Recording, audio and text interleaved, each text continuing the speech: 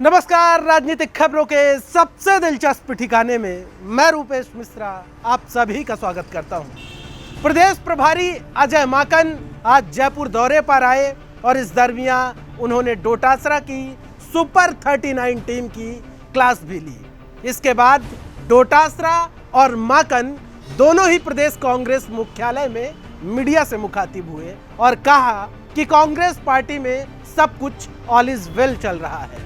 लेकिन वहीं सूबे के पूर्व उप मुख्यमंत्री सचिन पायलट आज टोंक जिले के ताबड़तोड़ दौरे कर रहे हैं और इस दरमियान पायलट के एक बयान ने सियासी गलियारों में तहलका मचा दिया।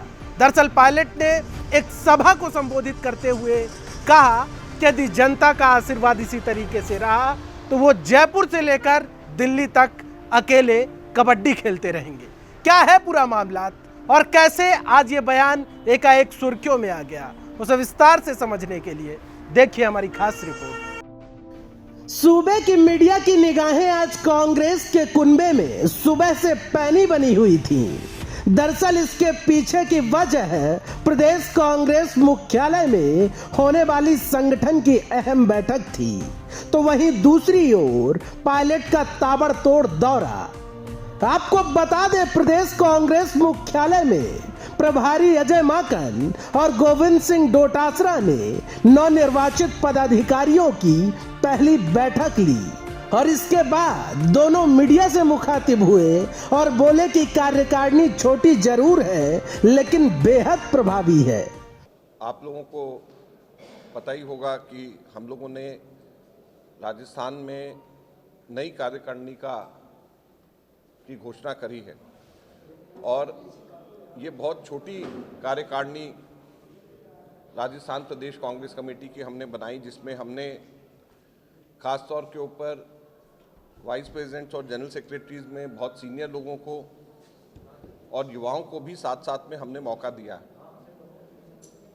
कल अध्यक्ष जी के आदेश से सब लोगों के प्रभार भी बांट दिए गए। सातों के सातों वाइस प्रेसिडेंट्स को एक एक संभाग का प्रभार और जो जनरल सेक्रेटरीज थे उनके बड़े डिस्ट्रिक्ट्स और फिर सेक्रेटरीज को भी डिस्ट्रिक्ट वाइज सभी को चार्ज प्रभार दिया गया। आज लगभग 1.5 घंटा पहली कार्यकारिणी की हम लोगों की मीटिंग रही और हमने इनको स्पेसिफिक टास्क सभी कांग्रेस के वाइस प्रेसिडेंट, जनरल सेक्रेटरीज और सेक्रेटरीज को दिया है।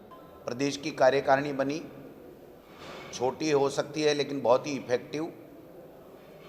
वरिष्ठ नेताओं का और युवा लोगों का समन्वय है और कार्यकारिणी 31 दिसंबर तक बना रहे थे। 6 दिन चाहे लेट हुए लेकिन जो कार्य विभाजन है वो तुरंत इनके मार्गदर्शन में हो गया, तो हमने वो बैकलॉग 5-6 दिन का पूरा कर लिया। अब नगर निकाय के जो चुनाव हैं उसके लिए इनको सबको कल के लिए अपने अपने ज़िलों में, अपने अपने डिवीज़न में ये लोग बाग जाएंगे। जो नगर निकाय के चुनाव हैं, कार्यकर्ता, नेता, एमएलए तमाम लोगों से, हारे जीते तमाम लोगों से चर्चा करेंगे। कार्यकर्ताओं, नगर निकाय में जो चुने गए थे मेयर या जो भी सभापति, उनसे चर्चा करेंगे और जल्दी एक सूची के साथ में ला करके ये पूरे समय पे वहाँ रहेंगे। वहीं आज की इस बैठक के बाद ही प्रभारी अजय माकन ने आला कमान का संदेश सुनाते हुए बोले कि कांग्रेस पार्टी 15 जनवरी को देश भर में आंदोलनरत किसानों के समर्थन में शांतिपूर्ण प्रदर्शन करेगी और राज्यपाल को ज्ञापन सौंपेगी।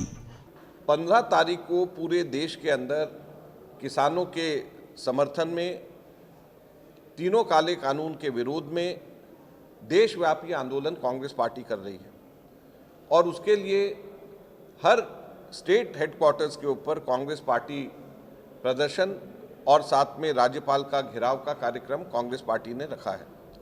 और उस संबंध में भी हमने इन सब लोगों से कहा है कि जो जयपुर के आसपास जो इलाके हैं वहाँ पर मोबिलाइज करके हम लोग यहाँ पर भी कार्यक्रम करेंगे।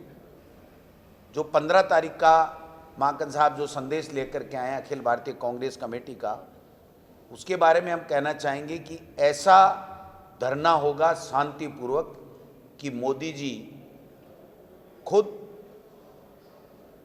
सोचने के लिए मजबूर हो जाएंगे कि किस प्रकार से जनता ने आपको बता दिया है किसान के हक में खड़े होकर के, और किसान की मांगे मानने के लिए उनको शायद बाध्य होना पड़े और उद्योगपतियों का साथ छोड़ना पड़े। ये स्थिति अब पूरे देश में कांग्रेस पार्टी किसानों के साथ खड़ी होकर उनकी करने वाली है। खैर ये तो थी संगठन की बात। अब आइए आपको रूबरू करवाते हैं पायलट के ताबड़तोड़ दौरे से। दरअसल 2 दिवसीय दौरे पर क्षेत्र पहुंचे पायलट शुरुआती सभाओं में तो किसान आंदोलन को लेकर संबोधित किया, लेकिन जैसे जैसे काफिला आगे बढ़ा वैसे ही बयानों में धार सुनाई देने लगी।